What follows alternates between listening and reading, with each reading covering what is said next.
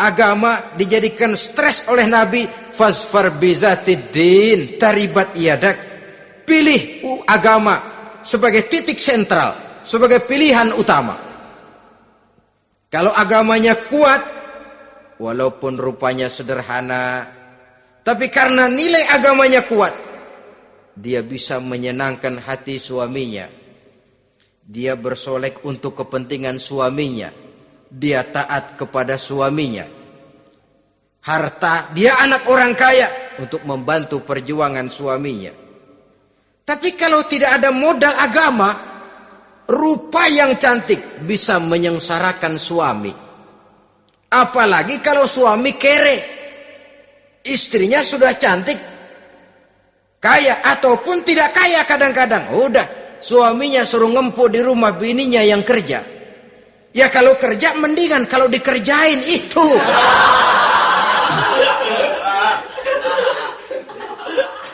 Itu yang repot. Saudara hadirin yang saya hormati, dan ini bukan satu dua kasus.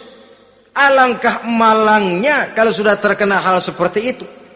Akhirnya seperti pengaduan sahabat kepada Rasul tadi. Mau diceraiin, cinta saya udah medok benar Rasul. Enggak diceraiin, hati saya ngebet, pegel. Si malakama akhirnya. Jadi oleh karenanya agama. Kalau dia cantik, walaupun miskin, agamanya kuat, dia bisa memelihara kehormatan diri. Dia kaya, agamanya kuat, hartanya disalurkan di jalan Allah. Karena itu, agama jadikan pilihan utama. Dan ukuran agama itu bukan cuma jilbab loh. Ya kadang-kadang ada juga yang jilbabnya nggak pernah lepas, tapi kadang-kadang akhlaknya lebih binal dari yang keribo. Ada cuma sekedar kamuflase saja, itu pun penampilan, sekedar penampilan saja. Cuma dari segi aurat ya memang lebih baik dan lebih utama, dan saya kira lebih mengundang penasaran toh. Duren kalau udah dibuka kan kelihatan isinya, emang udah begitu, udah. Tapi kalau masih rapat, itu yang rasanya kita pengen buka. Timbul tantangan, gue pengen tahu isinya. Rasanya juga begitu. Sama saja dengan baju, kalau dibungkus rapat di plastik, ditaruh di etalase, adanya di toko serba ada, tahu kita barang mahal nih. Biar punya duit, kita mau nawar ragu-ragu, takut nggak cukup. Tapi kalau barang sudah dibuka di jalanan, diobral di pinggir jalan, murahan, 1.003 masih dicampur odol.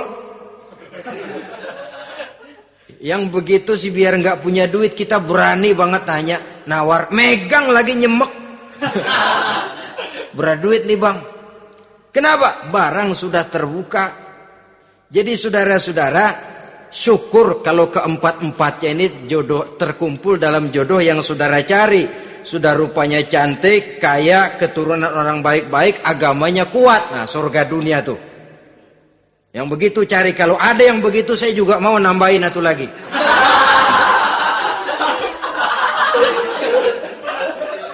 Tapi yang kumpul keempat-empatnya ini terus terang saja langka. Makhluk langka ini. Kadang-kadang cantik, kaya, keluarganya hebat, agamanya nol, akhlaknya kayak setan. Tapi yang paling celaka kalau empat-empatnya kagak ada. Rupanya jelek, melarat, bapaknya biang maling, kagak beragama lagi. Apanya yang mau dipilih? Mampus saja mendingan. Sudah nggak ada pilihan sama sekali tuh. Sudah nggak ada pilihan sama sekali. Saudara hadirin yang saya hormati, terutama adik-adik remaja. Nah, lalu apa motivasi agama dalam pembinaan ini apa? Agama ini kan memberikan contoh bahwa perempuan yang baik itu, yang kita ingin jadikan dia sebagai ideal dalam pencarian jodoh, tandanya 3. Iza ra'aitaha sarratka, kata Nabi. Kalau dipandang, dia bisa menggembirakan kamu. Kan ini yang penting buat seorang suami. Kalau saudara nanti jadi suami, punya istri yang jadi partner setia mendampingi suaminya. Kalau dilihat, nggak membosenin. Kenapa? Dia berdandan untuk nyenangin hati suaminya. Enggak bosenin. Kan kadang-kadang ada bini kalau kita pulang demok aja fotonya.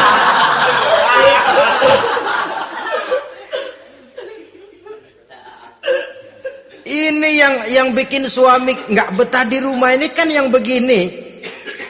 Adapun perempuan yang beragama, apabila dipandang oleh suaminya, dia pandai menyenangkan hati suaminya. Andai kata suaminya dalam kesulitan, dia tidak menambah beban kesulitan. Paling tidak dia bisa memberikan satu bantuan moral.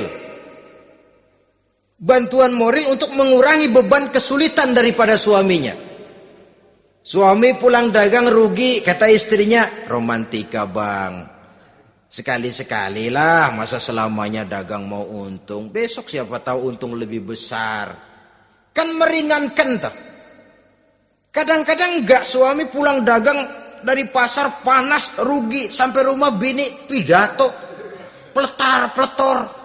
Lu dagang rugi, emang lu laki goblok.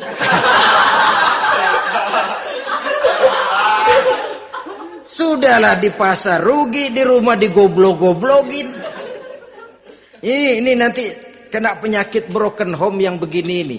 Padahal kesuksesan di kantor, kesuksesan di pasar, kesuksesan di medan tugas selalu dimulai dari kesuksesan dan ketenangan dari rumah tangga. Dia berhias untuk kepentingan suaminya, tidak terlalu berlebihan, dan suaminya pun pandai menghargai istrinya dengan kata-kata yang menimbulkan gairah dan semangat. Melihat istrinya bersorak, kamu makin cantik saja. Jangan juga kadang-kadang suami ketus. Ngelihat pulang kantor, lihat suaminya, istrinya dandan rapi. Tumben lu mau bekasin apa? Mau bekasin katanya. Artinya apa ini? Pandai mengembirakan, bisa tenggang rasa, bisa berbagi rasa. Sehingga suami merasa ada tempat dia bertukar pikiran. Ada tempat dia membicarakan persoalan. Dialog dalam kehidupan berumah tangga itu sangat diperlukan. Iza ra'aitaha sarratka, kalau dipandang dia sanggup mengembirakan kamu. Dikasih uang 500 senyum, 5.000 pun ketawa. Menggembirakan. Dia bisa taruh kata hatinya kesel, tapi mulutnya senyum. Nah ini yang sulit ini. Senyum tapi kesel, kesel tapi senyum. Kadang-kadang istri itu kan kalau sudah kesel, suami pulang nggak bisa dia menyembunyikan kekesalannya. Dari jauh suami sudah lihat ini yang nyambut, ini bemo ini. Udah monyong serem. Saudara hadirin yang saya hormati, yang kedua, bila diperintah dia taat. Ini pengaruh agama. Sehingga Nabi mengatakan, "Lau amartu li ahadin ayyasjuda ila ghairiha, la amartul mar'ata litasjuda ila zawjiha, likibari haqqihi 'alaiha." Andai kata saja boleh aku memerintahkan manusia untuk sujud kepada sesama manusia, pastilah aku perintahkan perempuan untuk sujud kepada suaminya. Kenapa? Karena besar hak suaminya kepada dirinya. Untung sujud kepada manusia tidak boleh. Andai kata boleh, perempuan disuruh sujud sama suaminya. Ini tidak perlu sampai sujud, cium tangan saja minta ridho suami. Kadang-kadang perempuan sekarang berat. Paling banter setahun sekali lebaran doang. Laki pulang sembahyang tubruk, cium tangan, minta redo, nangis segala macam. 3 hari habis lebaran, beras habis, monyong aja lagi.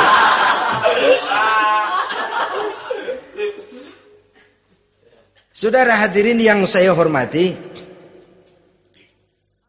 yang ketiga, akibat pengaruh agama, dia sanggup memelihara kehormatan diri dan sanggup menjaga harta suaminya. Memelihara kehormatan diri baik pada saat suaminya di rumah atau pada saat suaminya tidak ada di rumah. Satu riwayat, seorang sahabat akan pergi perang jihad di fi sabilillah. Ketika mau berangkat dia bilang kepada istrinya, "Saya mau berangkat perang. Kalau saya belum pulang kamu jangan keluar rumah. Baik bang. Pergi istrinya, pergi suaminya jihad. 1 minggu, 2 minggu berlalu, belum juga pulang. Satu hari datang utusan dari rumah orang tua si istri ini. Assalamualaikum bu. Waalaikumsalam. Ada apa? Ada berita kurang enak bu. Orang tua ibu sakit parah. Mohon tolong ditengokin. Apa kata si istri? Maaf saja, suami saya belum pulang dari medan perang. Saya belum dapat izin keluar rumah kalau dia belum pulang. Tolong sampaikan maaf saya kepada orang tuanya. Pulanglah utusan tadi. Besok balik lagi. Bu, ada apa? Udah Senin Kemis. Napasnya sudah sampai tenggorokan. Tolong tengokin buat terakhir kalinya bu. Suami saya belum pulang. Dia pesan kalau dia belum pulang saya jangan keluar rumah. Saya nggak bisa tengokin orang tua saya. Salam maaf saja. Pulang utusan itu. Besok balik lagi. Bagaimana? Sudah meninggal bu. Mau dikubur, tengokinlah buat terakhir kalinya. Suami saya belum pulang. Saya belum berani keluar rumah kalau suami saya belum pulang. Itu janji saya sama suami saya. Pulanglah utusan ini ngadu kepada Rasulullah sallallahu alaihi wasallam. Ya Rasul, ini perempuan kelewatan benar. Dari orang tuanya sakit sampai sekarat, sampai mati, sampai dikuburin dia nggak nengokin. Memangnya kenapa? Suaminya katanya pergi jihad. Dan suaminya tidak mengizinkan dia keluar rumah kalau si suami belum pulang. Apa jawab Rasul? Marahkah beliau? Tidak, beliau senyum. Apa katanya? Dosa orang tua yang meninggal ini telah diampuni oleh Allah karena dia punya anak perempuan yang begitu taat kepada suaminya. Allahu Akbar. Dosa orang tua yang sudah meninggal itu diampuni oleh Allah karena dia punya anak perempuan yang begitu taat kepada suaminya. Ketaatannya kepada suaminya menyebabkan dosa orang tuanya diampuni oleh Allah Subhanahu wa taala. Suami pergi jihad, orang tua sakit keras, tidak berani dia keluar rumah. Itu tandanya bisa menjaga kehormatan diri. Kalaupun satu saat suaminya manggil, bu, tolong ambilin uang di dompet. Dompetnya dibawa, bang, ambil saja sendirilah, nanti salah ambil lagi saya. Kadang-kadang enggak, suaminya pergi mandi, dompet berantakan. Saudara hadirin yang saya hormati, ini motivasi agama. Jadi kecantikan zahir yang diimbangi dengan kecantikan batin oleh karena pengaruh agama tadi. Kalau sudah kemari, orang tidak perlu mikir-mikir operasi plastik, bikin yang pesek jadi mancung supaya orang tertarik, bikin belakang yang kurus jadi menarik. Tidak. Orang tidak perlu lagi pakai susuk-susukan, dipasang di bibir supaya kalau senyum orang gempor, supaya kalau ngomong orang percaya, dipakai di kuping supaya macam-macam. Tidak perlu lagi pakai jompa-jampe, pelet-peletan supaya kalau diludahin orang ngikut. Enggak perlu lagi. Kenapa? Cinta itu nature, sesuatu yang alamiah, yang tidak bisa dipaksakan. Dia kudrati, karunia dari Allah. Tidak bisa cinta dipaksakan. Kalaupun bisa, dengan ilmu pelet, oh saudara bisa membuat orang jatuh cinta, ya 2-3 hari, 4-50 hari. Kesananya apa yang akan terjadi? Kelanggengan tidak akan pernah terwujudkan. Kenapa? Keterpaksaan yang akan timbul. Dalam kondisi semacam itu, rumah tangga tidak akan mengalami ketenangan dan ketentraman. Jadi biarkan cinta berjalan secara alamiah, karena dia memang alamiah. Saudara-saudara, nah sekarang kalau sudah ketemu nih, yang 4 tadi, rupa cantik, keturunan boleh, kaya lumayan, agama kuat. Apa yang harus kita cari? Apa yang harus kita lakukan? Apa pakai pepatah anak sekarang? Aku lihat, aku pikat, aku dapat, aku sikat, aku minggat. Bangsat.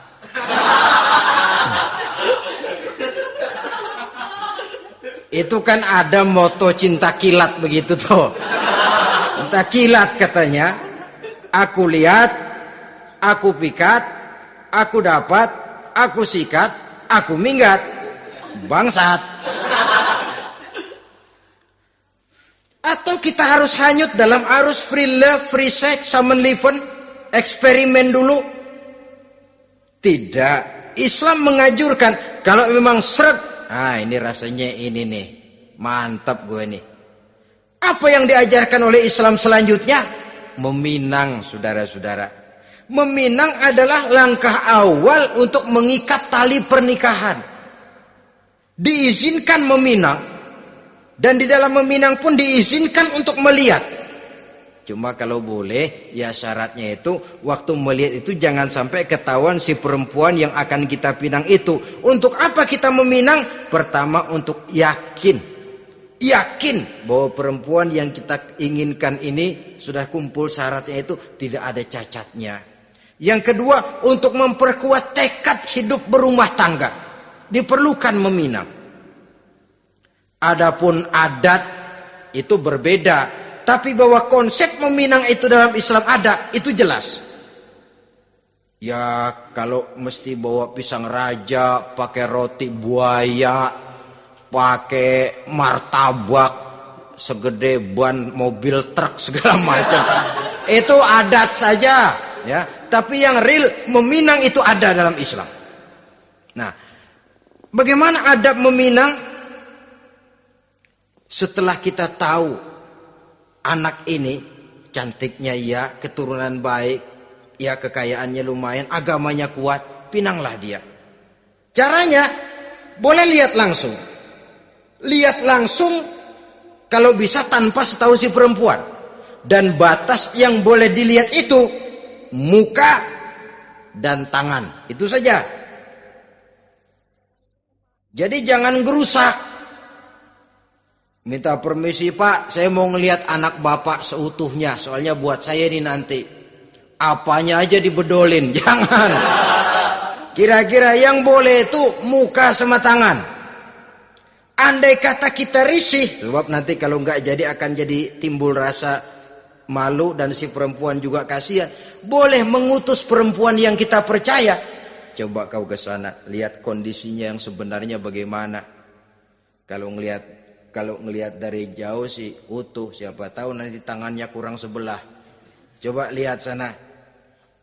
Saudara-saudara, kemudian boleh juga ditanyakan kepada orang tuanya. Dan dalam hal ini orang tua si gadis tidak boleh menyembunyikan aib atau cacat yang dimiliki oleh anaknya.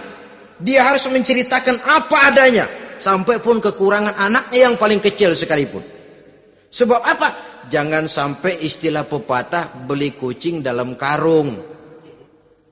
Kedengeran suaranya doang meong-meong, begitu dibuka tuh kucing gempor sebelah kakinya nggak ada. Kan tentu kita tidak kepengen kecewa di belakang hari. Itulah perlunya meminang sebagai jembatan untuk menuju kepada pernikahan. Nah, dengan demikian kalau sudah usaha meminang ini dilaksanakan, jangan merasa sudah setengah resmi. Ini yang kadang-kadang jadi penyakit. Malah sesudah meminang harus masing-masing lebih menjaga diri, menjaga kehormatan, menjaga pergaulan. Kenapa? Agar saat memasuki jenjang pernikahan nanti merupakan jenjang yang sangat ditunggu-tunggu. Ada rasa keinginan tahu. Kalau tidak, ya udah biasa, nggak giroh lagi ngadepin perkawinan. Kenapa? Kemarin-kemarin gue udah cobain. Hilang gairah lagi. Sebab itu kalau sudah meminang, jangan merasa sudah setengah halal. Udah minang ini Kadang-kadang orang tua juga konyol. Sudah dipinang, diumbar. Lu mau kemana kayaknya lu udah pinang. Padahal meminang itu cuma langkah awal. Sedangkan selanjutnya harus lebih berusaha menjaga kehormatan diri. Sampai pada saat nanti pelaksanaan pernikahan.